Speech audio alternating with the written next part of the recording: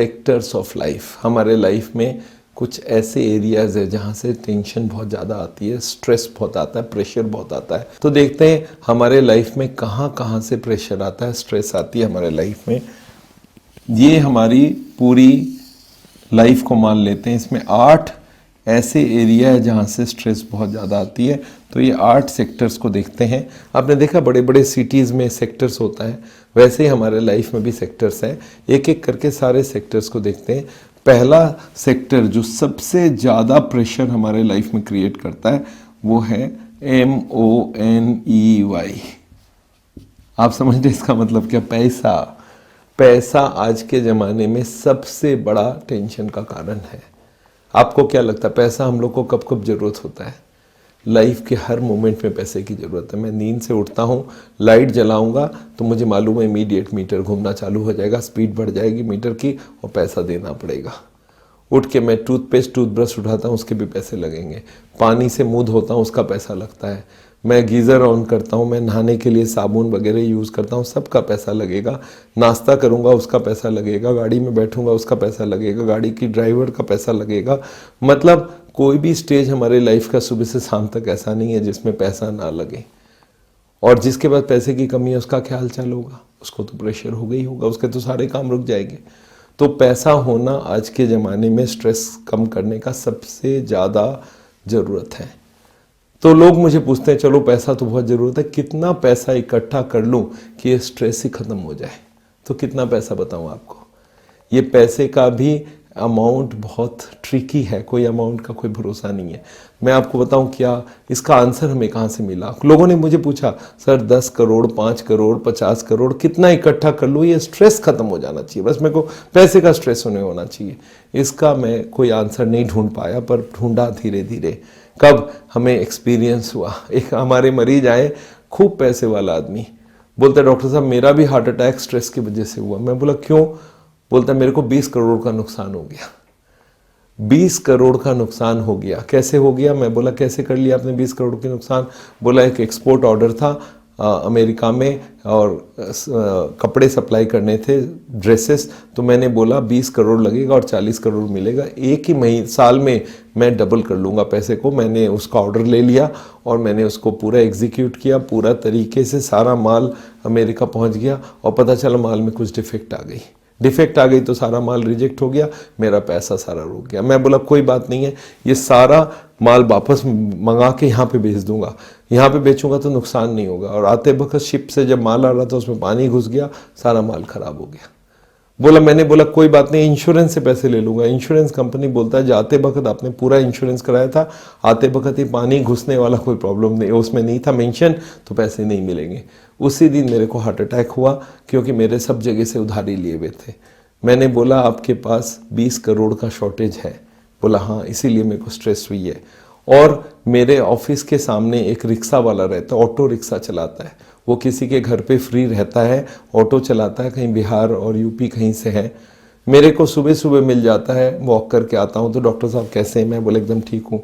तो एक दिन मैं देख रहा हूँ सुबह सुबह गाड़ी साफ़ करता है, वो गाड़ी 10 गाड़ी साफ़ करता है सुबह सुबह पैसे कमाने के लिए, और गाड़ी में म्यूज़िक लगा के और बहुत प्यार से गाना गा गा के वो अपना सफाई कर रहा था। मेरे को देखते ही खड़ा हो गया। मैं बोला आप कैसे हो? बोला मैं एकदम ठीक हूँ। मैं बोला हर जगह सब ठीक चल रहा है? बोला हाँ, परिवार और बोला ठीक। मैं बोला पैसा? बोलता पैसा तो मेरे पास बहुत ज़्यादा है। देखिए उस आदमी के पास 20 करोड़ की कमी थी, ये बोलता है रिक्शा चलाता है, बोलता है मैं पैसा मेरे पास बहुत है। मैं बोला इतना पैसा कहाँ से ले आया? बोलता सर 5,000 तो बैंक में रखा है। मैं बहुत खुश नहीं हुआ था 5,000 सुन के, उसको समझ आ गया। बोलता सर आपके ड्राइवर को 200 रुपये उधारी दिया है। ये पूरे कॉलोनी में जितने ड्राइवर हैं, जितने मेड सर्वेंट हैं, जितने सफाई कर्मचारी है, सब मेरे से उधारी लेता है। मैं बहुत पैसे वाला हूँ, मेरे को बहुत शांति है पैसे का। मैं उससे और थोड़ा क्वेश्चन पूछने लगा। मैं बोला चलो पता करता हूँ पैसे लाता कहाँ से। मैंने उनको पूछा ये पैसे कहाँ से लाते हो इतना? बोलता देखिए सर ये गाड़ी साफ़ करता हूँ सुबह सुबह, 10 गाड़ियाँ साफ़ करता हूँ, 3,000 रुपये मिलता है, तो ये मैं पहले मेरी वाइफ को भेज देता हूँ। मैं बोला ये 3,000 में हो जाता? उसका बोला नहीं, तो ऊपरी खर्चा है, बच्चों का फीस वगैरह का, खाने का तो मैंने पहले ही अरेंज कर दिया। मैं जब 6 महीने में जाता हूँ तो सारा खाना तैयार करके, जितना आटा और चावल और गेहूँ सब हम वो पूरा स्टोर करके आते हैं, खाली खाने पीने का जो खर्चा लगता है 3,000 में भेज देता हूँ, देखिए मैं फ्री हो गया पूरे दिन के लिए। अब ऑटो चला के जितना कमाता हूँ उसमें से आधा का मैं खाना खा लेता हूँ और आधा मैं बैंक में जमा कर देता हूँ। कभी कभी पैसा कम होता है तो आधा पेट खा लेता हूँ। मैं 200 रुपये कमाता हूँ, उस दिन 100 का खाना खाता हूँ, आधा पेट खाता हूँ। और जिस दिन 600-800 रुपये कमा लेता हूँ, दिन अच्छा गया, उस दिन मैं 800 में से 400 बैंक में डालता हूँ और 400 में खाना खाता हूँ, उस दिन शराब भी पीता हूँ। बोलता है डॉक्टर साहब पर एक ही रूल मैंने बनाया है, जितना भी कमाऊंगा उसका आधा खर्चा करूंगा, आधा जमा करूंगा, तो मेरे पास बहुत पैसे जम गए। और जब भी मेरे पास पैसा 10-15 हज़ार हो जाता, मैं गांव चला जाता हूँ, एक छोटा सा ज़मीन का टुकड़ा खरीद के वापस आ जाता हूँ। मेरे पास 10 टुकड़े हैं अभी और मेरे लाइफ में स्ट्रेस होने का कोई कारण नहीं है, क्योंकि पैसा मेरे पास बहुत है। तो पैसे का क्या रूल है समझ आया आपको? इनकम आपके एक्सपेंडिचर से ज़्यादा होना चाहिए। तो पैसे का rule number 1, your income should be more than your expenditure. अगर खर्चा कम रखेंगे या इनकम बढ़ाएंगे, दोनों ही बात हो सकता है। अगर आप इनकम बढ़ा सकते हैं तो कोई चिंता नहीं है, और खर्च को घटाएंगे तो और भी प्रॉब्लम सॉल्व हो जाएगा। तो ये इनकम कैसे बढ़ेगा ये बात मैं आपको नहीं बता सकता, क्योंकि इनकम बढ़ने के बहुत सारे तरीके हैं और आपका प्रोफेशन अलग है, उनका प्रोफेशन अलग है। हजारों लोग तो अपने प्रोफेशन में अच्छा काम करेंगे तो पैसा जरूर आएगा आपके पास, पर खर्चा कैसे कम हो वो मैं बता सकता हूँ। खर्चा कम करने का एक बहुत सिंपल सा उपाय है। कोई भी चीज़ खरीदना हो उसको 2 क्वेश्चन पूछिए। वो क्या क्वेश्चन पूछना है? एक पूछना है नीड और एक पूछना है नाइस। नाइस को करिए कैंसिल और नीड को करिए यस। जैसे मैं एग्जांपल देके समझाऊं, मुझे भूख लगा है, खाना खाना है मुझे, तो मैं अपने घर पे खाऊंगा तो 50 रुपए में खाना हो जाएगा, और मैं कहीं रेस्टोरेंट में जाके खाऊंगा तो 200 रुपये लगेगा, कहीं 5 स्टार में खाऊंगा तो 1,500-2,000 रुपये लगेगा। कौन सा नीड है कौन सा नाइस है आपको समझ आ ही गया होगा। मैं चाहता हूं लोग कम से कम जो जरूरत है उसको तो पूरा करना ही पड़ेगा, जो एक्स्ट्रा वाले वो ना करे तो भी चलेगा।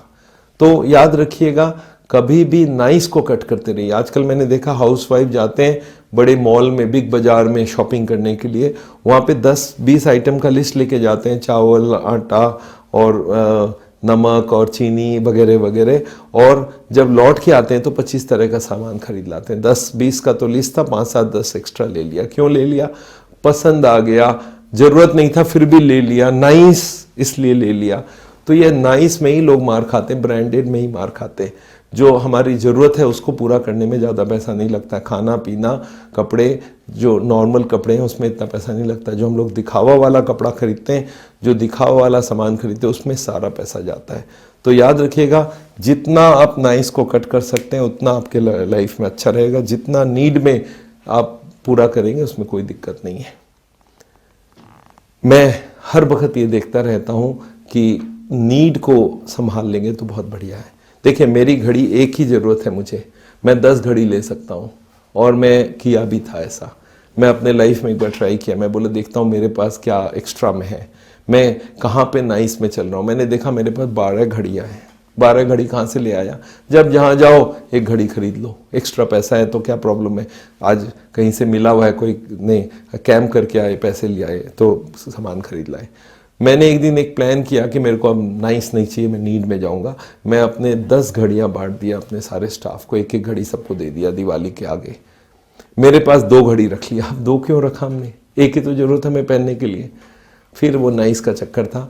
मैंने ये डिसाइड किया कि कुछ ब्राउन बेल्ट वाली ड्रेसेस होते हैं उसके संग ब्राउन घड़ी पहनूंगा, और कुछ ब्लैक होता है उसके ब्लैक पहनूंगा। तो मेरे 2 तरह के हर चीज़ होते थे, ब्राउन जूता, brown belt, brown ties, brown shirt, brown के ऊपर, रेड के ऊपर, पिंक के ऊपर एक सेट होता था, और एक होता था वाइट के ऊपर और ब्लैक के ऊपर। फिर मैंने एक दिन ब्राउन खरीदना बंद कर दिया। मैं बोला ब्राउन भी अब नहीं खरीदूंगा, ब्लैक ही खरीदूंगा। धीरे धीरे मैं ब्लैक में आ गया, सारा चीज़ ब्लैक और ब्लैक के शेड में शर्ट्स। तो इस तरह से मेरी ज़रूरत को हम कम कर सकते हैं, और हर कोई कर सकता है। तो अपनी ज़रूरत को कम करिएगा, इससे आपकी स्ट्रेस काफ़ी कम हो जाएगा। तो पैसे का 2 रूल हो गया। तीसरा रूल, एक आदमी ने मेरे को बोला चलिए आप पैसे बचा लेंगे, मैं मान लेता हूँ, और बचाने के बाद ये पैसे क्या जाते बखत अपने संग ऊपर लेके जाएंगे? मैं बोला नहीं, वो तो छोड़ के ही जाना पड़ेगा। बोला फिर क्यों ना एंजॉय करो, क्यों ना पैसे को उड़ाओ, मस्ती मारो, मूवी जाओ, घूमने जाओ। पैसा होता किस लिए? अरे मस्ती मारने के लिए, तो मस्ती मारो पैसे का। तो ये रूल फिर हमने चेंज किया। मैंने बोला जितना पैसा बच जाएगा उसको बोलते हैं सेविंग, इसका 2 पार्ट कर दो, 80 और 20, 80-20। 80% किसके लिए? फ्यूचर के लिए। आज दिन अच्छी है, कल दिन अच्छा होगा ये हमें नहीं मालूम, तो कल के लिए स्टोर कर दो। आज दिन अच्छे, आज आपकी नौकरी है कल नहीं रहे, आज आपका बिजनेस चल रहा है कल नहीं चले, कल आप बीमार पड़ जाए, पैसे की ज़रूरत हो, तो फ्यूचर के लिए 80% सेविंग रखिए, 20% एंजॉय में लगा दीजिए। एंजॉय मतलब पार्टी में जाइए, शादी में जाइए, पार्टी में जाके वहाँ पे लोगों को कुछ गिफ्ट दीजिए, आप सब कोई जाके सिनेमा देखिए, रेस्टोरेंट में खाइए, अच्छे कपड़े पहनिए, घूमने चले जाइए शिमला मसूरी, जहाँ जाना है उस पैसे को एंजॉयमेंट में लीजिए। अगर ये आपको एंजॉयमेंट लगता है कि मंदिर में जाके लोगों को फ्री का खाना खिलाऊंगा, वो भी एंजॉयमेंट है, पर आपका 20% पैसा आप एंजॉयमेंट में लीजिए, ये बहुत ज़रूरी है। और एक लास्ट रूल है पैसे का, वो है कली युग। यू नो व्हाट इज़ कली युग? अभी ये कली युग चल रहा है और इस कली युग में एक ही प्रॉब्लम है, पैसे की वैल्यू बढ़ते जा रही है और रिश्ते की वैल्यू कम होते जा रही है। अगर आपके पास पैसा नहीं है तो आपका रिश्तेदार भी आपको पूछना बंद कर देगा, और उस रिश्तेदार में आपके भाई बहन, आपके बच्चे, आपके रिश्तेदार, फ्रेंड, सारे लोग होंगे। आपके पास पैसा हो तो सारे लोग आपको पूछेंगे, आपका रिस्पेक्ट करेंगे, आपका आदर करेंगे, आपका ख्याल रखेंगे, और पैसे ना हो तो कोई पूछना बंद कर देगा। इसलिए जो भी पैसा आपके पास है मरते दम तक अपने पास ही रखिए। हाँ, मरने के बाद किसको किसको देना है वो डिसाइड कर दीजिए, उसका विल बना दीजिए कि ये इसको मिलेगा, पर जब तक मैं जिंदा हूँ पैसे मेरे अंडर में रहेगा, तो आपको पूछने वालों का नंबर बढ़ता रहेगा। पैसा आज के ज़माने में बहुत ज़रूरी है और ये आपके पास होना चाहिए, और अगर कम भी है वो भी आपके पास ही होना चाहिए। आप बहुत सारे मैंने लोगों को देखा है अपने पैसे बच्चों में बांट देते और फिर बच्चे ही पूछना बंद कर देते, बोलते आपके पास तो कुछ है ही नहीं। बोला तुम्हें क्या क्या दिया था? बोला वो तो आपकी ड्यूटी थी, आपके पास क्या है, आप तो हमसे मांगते रहते हो। तो प्लीज़ पैसा लास्ट तक अपने पास रखिएगा, ये स्ट्रेस मैनेजमेंट का बहुत इंपॉर्टेंट पार्ट है।